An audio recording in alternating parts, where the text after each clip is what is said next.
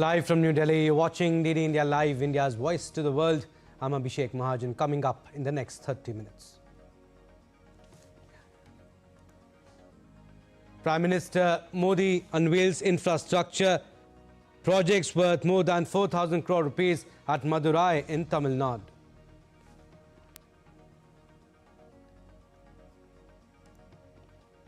US President Donald Trump says Iran's new leadership wants to talk to him and that he has agreed to talk.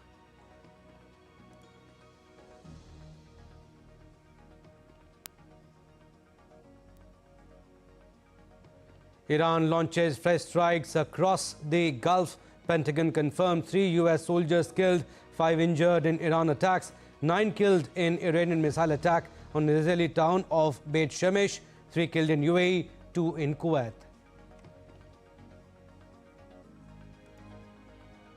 India monitoring the evolving situation in West Asia, issues advisories for Indian nationals in conflict zone to remain vigilant. CBSE postpones class 10 and 12 exams in Gulf countries including Kuwait, Qatar, Saudi Arabia and UAE.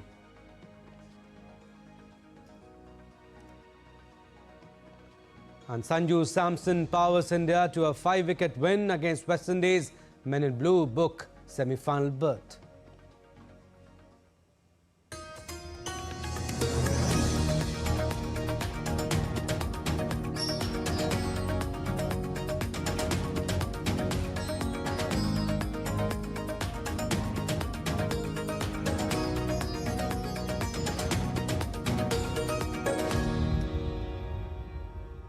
US President Donald Trump has revealed that Iran's new leadership has reached out for talks and he has agreed to engage.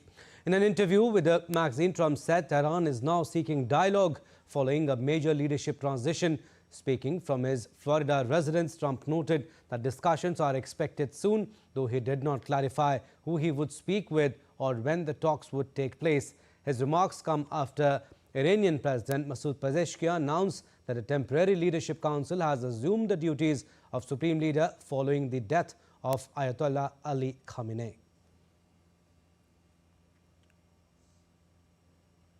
And in the latest escalation of tensions involving Iran, United States and Israel, Iran's Revolutionary Guards said it fired 4 ballistic missiles at the US aircraft carrier USS Abraham Lincoln in the Gulf. Iran's security chief said the strikes targeted US bases rather than countries in the region.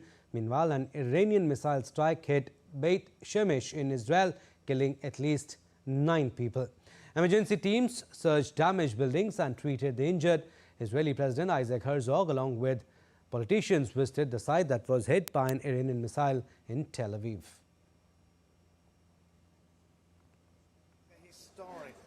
Historic effort to change the trajectory in the Middle East to a different future, a future of peace. We've been for generations confronted by an empire of evil. Ali Khamenei spent a whole generation of taking his people's resources and directing them towards terror, bloodshed, pain and horror. And what we are doing here together, all the allies, the United States leading this effort, is to change world situation towards a vision of peace in the region. The people of Israel and the people of Iran can live in peace. The region can live in peace. The United Arab Emirates reported 3 deaths from Iranian attacks, while Kuwait said 1 person was killed in related raids. Israel has released footage claiming large-scale strikes on Tehran following a joint US-Israeli attack that killed Iran's Supreme Leader Ayatollah Ali Khamenei. The Israeli military said it targeted sites deep inside the city to dominate the skies and weaken Iran's defenses, dismantling most aerial defense systems in western and central Iran. As the conflict escalates further, the US military said its forces struck an Iranian Jamaran-class warship during operations in the Gulf of Oman and called on Iranian forces to lay down their arms and abandon ship. According to the US Central Command, the warship was hit and was sinking at a pier in Chabahar following attacks, and Iranian military personnel were urged to leave their post. The United Nations Nuclear Agency will hold an extraordinary meeting on Iran on Monday. In a statement late on Saturday, the Vienna-based International Atomic Energy Agency said the meeting was at the request of Russia, a key ally of Tehran.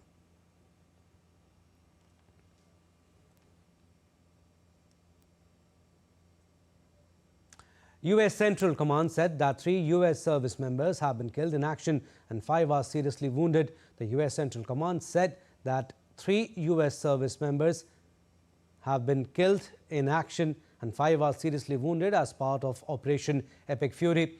Several others sustained minor shrapnel injuries and concussions and are in the process of being returned to duty. Major combat operations continue and our response effort is ongoing. The situation is fluid, so out of respect for the families, will withhold additional information, including the identities of our fallen warriors, until 24 hours after next of kin have been notified. And the outbreak of conflict between Israel and the United States against Iran, triggered by joint US-Israeli strikes across Iran, has drawn frantic calls for calm as deep consternation spread across globe. World leaders reacted with a mix of support, condemnation, and urgent calls for restraint after strikes hit Iran. UN Chief Antonio Guterres has warned that military action in West Asia risks triggering uncontrollable consequences in the region. We are witnessing a grave threat to international peace and security. Military action carries the risk of igniting a chain of events that no one can control in the most volatile region of the world. Let me be clear. There is no viable alternative to the peaceful settlement of international disputes. Canadian Prime Minister Mark Carney underscored his support for US efforts to prevent Iran from obtaining a nuclear weapon, but noted that Ottawa was not involved with the military planning. Russian President Vladimir Putin said on Sunday that the killing of Iranian Supreme Leader Ayatollah Ali Khamenei and members of his family was cynical murder that violated all the norms of human morality and international law. North Korea's foreign ministry spokesperson said in a statement that Israeli attack on Iran and US military operations were illegal aggression and a violation of a national sovereignty. China's Wang Yi said that Beijing's position is immediate cessation of military action and that China's positions are returned to dialogue and negotiations. European Union chief said that there is a renewed hope for the people of Iran, and at the same time the moment carries a real risk of instability that could push the region into a spiral of violence. The bloc added that they are engaging closely with all key actors as well as regional partners to safeguard stability and security and to protect civilian lives. Britain's Defense Secretary John Healey on Sunday declined to explicitly back strikes by the United States and Israel on Iran, saying it was for the US to set out the legal basis of the action it took. French President Emmanuel Macron said that the outbreak of a war between the United States, Israel, and Iran has serious consequences for international peace and security. I think we're in a really precarious state. I've been thinking that for several years, but particularly since the new president came in the United States, and I think this is an incredibly dangerous situation for the entire world. And it's been done without any legality. Pope Leo XIV called for an end to the spiral of violence. He appealed to the parties involved to assume the moral responsibility, adding that stability and peace are not built through mutual threats or through weapons, but only through reasonable, genuine, and responsible dialogue. With agency inputs, Tripti Tripathi support DD India. Meanwhile, Iran's President Masoud Pezeshkian said the armed forces are acting with power to destroy enemy bases and will leave enemies hopeless.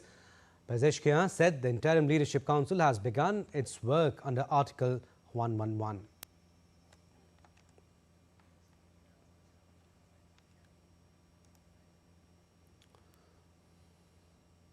All right, DD India Shubhendu Ghosh joins us for more. Hi Shubhendu, what do you make of the situation in West Asia? I mean, US President Donald Trump says that Iran's new leadership wants to talk to him and that he has agreed also. What more you can tell us on this? Hi, Abhishek. Yes, the situation continues to remain very, very volatile in West Asia. All the principal actors, Iran, Israel, and United States, claim that the operation from their side is continuing against the adversary. The latest that is coming up, as you mentioned, is Donald Trump US president signaling that he's ready to talk with the new leadership. Although the question of new leadership is precarious after the elimination of Supreme Leader Khamenei, we know that Iran has gone into 40 days of mourning. There is a temporary assembly of experts headed by the Iranian president, President Pezeshkian, who's in charge at the moment of the operations, but he does not have the sort of same standing as the Supreme Leader did. And we'll have to wait and watch if there would be a selection of a Supreme Leader in the interim period. There are about 88 clerical members who also form an important part of that assembly of experts. There are jurists who are part of it. This process may itself take some time. One can't comment on who are the people that Donald Trump may have spoken to. But what we've learned from his interview given to a magazine, Donald Trump has said that the attempt at talks, Iran should have done it sooner. Donald Trump said he wanted to resolve the issue through talks, but they delayed it to a great extent. But this also is a bit of a contradiction with what, if we remember on the first day of the strikes, Donald Trump said that it's an hour of freedom for the people of Iran when he directly addressed the people of Iran, saying that US is ready for a change in regime. There was indication of elimination of the head of the government. And in that sense, people must come and take over the government institutions. So these two statements are a bit in contradiction. So if there is someone in the present regime that Donald Trump is interacting with, in contradiction to his appeal to people of Iran to take over the institutions and topple the regime. So in that sense, mixed signals coming in, but some news of casualties for the United States was also reported today. As you mentioned, 3 US soldiers were reportedly killed in service, 5 wounded. Details of where it happened have not been made public by the United States. Meanwhile, Israel also received some setback. Beit Shemesh is in central Israel, a city where a civilian infrastructure was struck by a missile emanating from Iran. There have been multiple casualties there as well. Meanwhile, Israel says the operation against Iran continues. There are air raids that they claim are continuing. So in that sense, Abhishek, a lot of signals are coming in, but the situation, by and large, continues to remain very volatile. Situation remains grim, but Shubhendu, interim new leadership in Iran now. Iranian president says new leadership council has begun its work after death of Supreme Leader Ayatollah Ali Khamenei. Is this going to change anything, and how closely is the world watching the succession process for the next leader, Supreme Leader, I should say, and could that redefine Iran's engagement with the West and the region?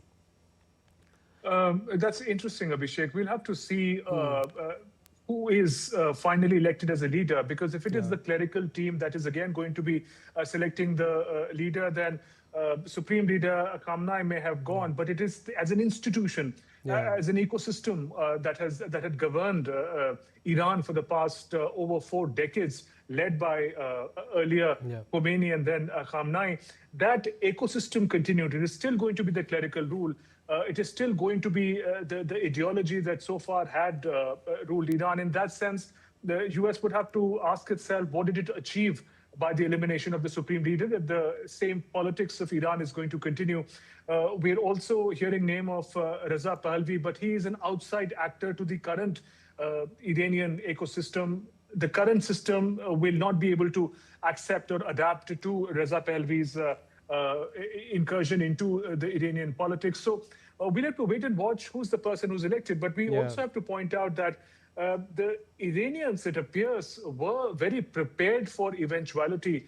One, their response against US bases that happened very promptly as compared to what we saw in June last year when the nuclear targets were attacked. This time, on the same day itself, the Iranians launched missile. How successful they were is a different question. In Dubai, in Oman, Kuwait, some of the ports, in Dubai airport was also impacted.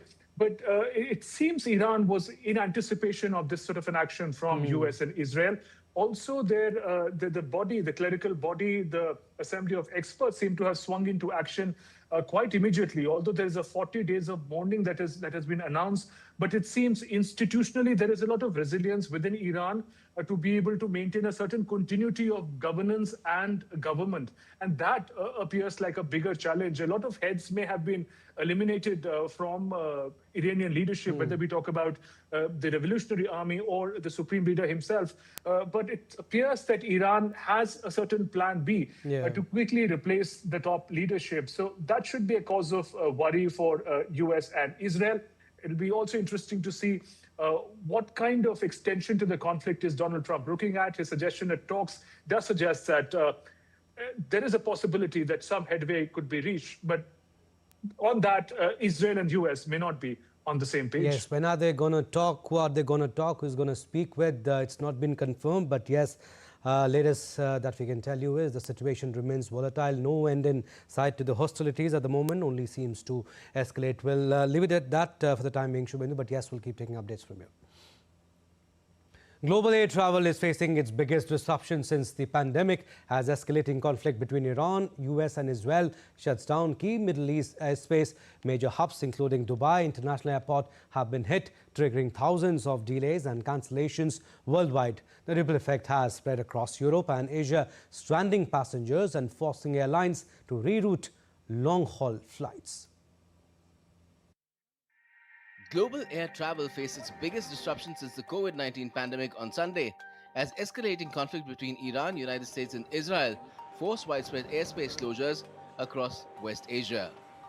Major transit hubs, including Dubai International Airport, the world's busiest for international passengers, along with airports in Doha, Abu Dhabi and Kuwait, were shut or severely restricted after Iranian retaliatory strikes.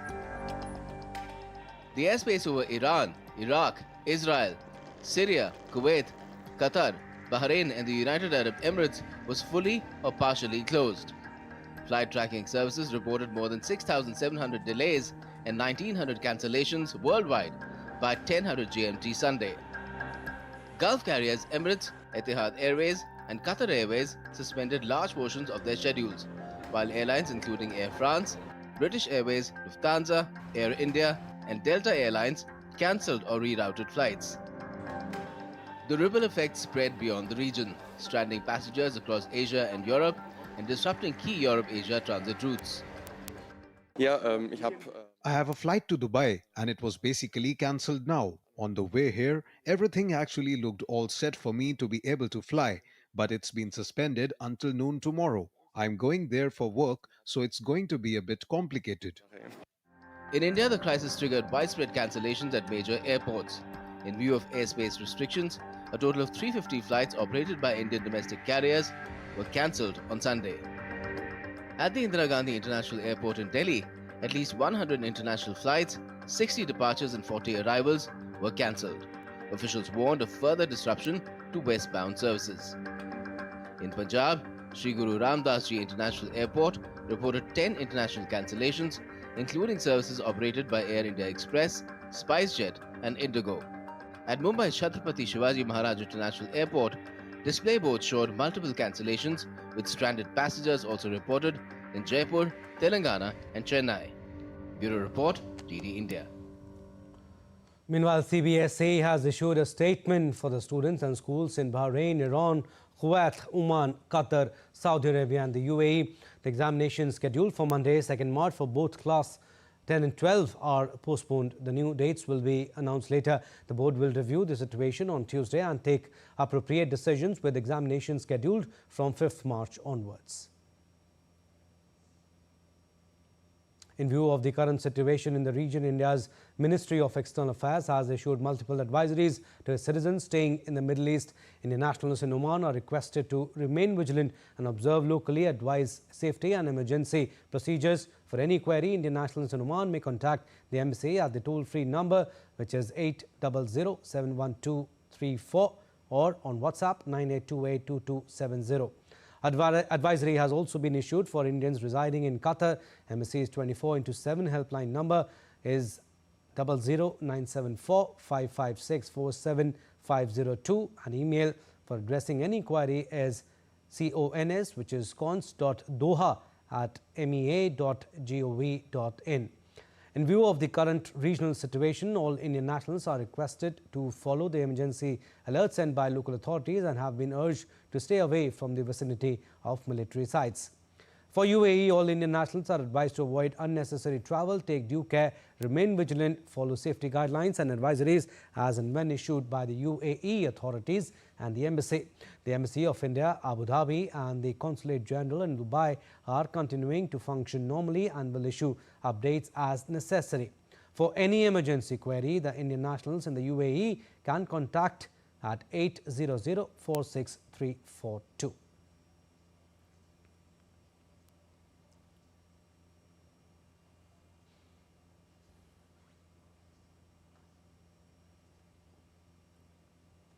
Moving on, Prime Minister Narendra Modi inaugurates, dedicates to the nation and lays the foundation stone of infrastructure projects worth over Rs 4,400 crore in Madurai. Prime Minister Narendra Modi laid the foundation stone and inaugurated various development-led projects in Madurai worth around Rs 4,400 crores for the betterment of regional economy and for the ease of living of the common citizens. While addressing the official function, the Prime Minister emphasized on Tamil Nadu's pathway to progress, highlighting the importance of the projects. We are inaugurating 8 redeveloped stations across Tamil Nadu.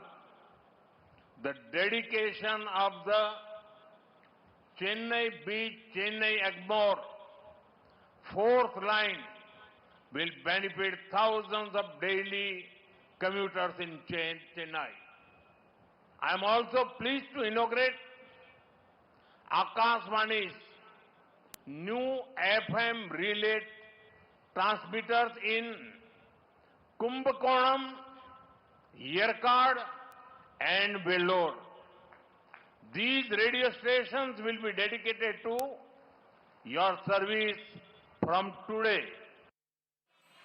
Prime Minister Modi later proceeded to the Arulmigu Subramanya Swami Temple in Tiruparankundaram and performed puja.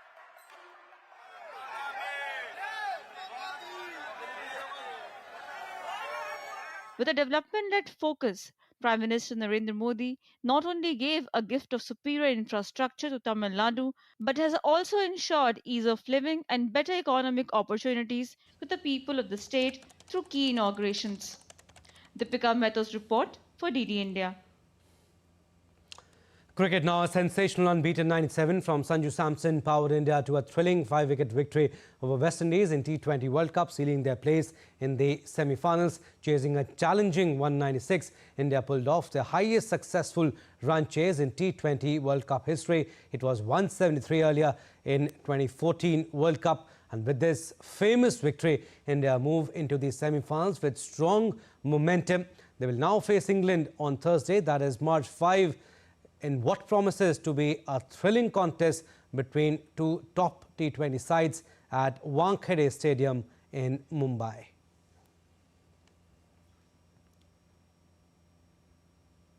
All right, DD India's Narayan Singh joins us for more. Narayan, a big win for India, a lot of ebbs and flows, but Sanju Samson innings will be remembered for a long, long time. Definitely, Abhishek, innings of his life he has played, and we can say that if you take a look at his journey, the way he was, talk about the one series before the World Cup, he was in the scheme of things as a first choice opener for the Team India. But you know that after what happened, Ishan Kishan hit the form at the right moment, and Sanju Samson was out of the runs.